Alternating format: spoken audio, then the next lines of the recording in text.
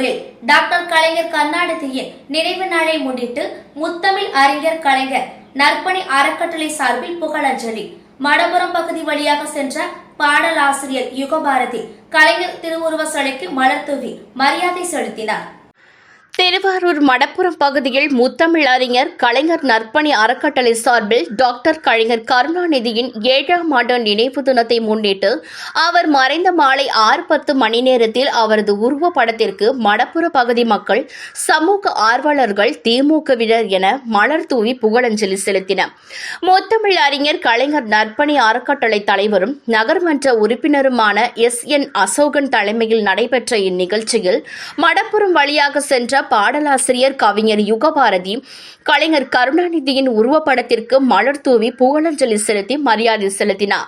இதைத் தொடர்ந்து முத்தமிழ் அறிஞர் கலைஞர் அவர்களின் ஆட்சியில் சாதனைகளால் சிறப்பு பெற்று தமிழ்நாட்டை காத்திட்ட தமிழ்நாட்டின் முதலமைச்சர் மு.க. ஸ்டாலின் தலைமையில் மண், மொழி, மானம் காத்திட ஓர் அணியில் தமிழ்நாடு என்ற முழக்கத்துடன் திராவிட மாடல் ஆட்சியை மீண்டும் நிலைநிறுத்துவோம், தமிழ்நாடு போராடும், தமிழ்நாடு வெல்லும் என அனைவரும் உறுதிமொழி ஏற்றனர்.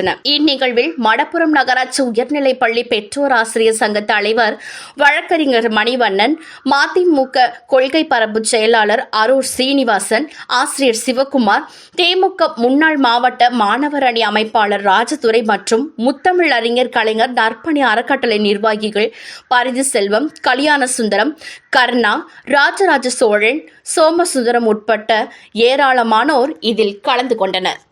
என்னுடைய கருத்தை நான் தெரிவித்து விடைபெறுகிறேன். நன்றி, வணக்கம். அண்ணனுக்காக எம்எல்ஏ விஷயத்தை எம்எல்ஏ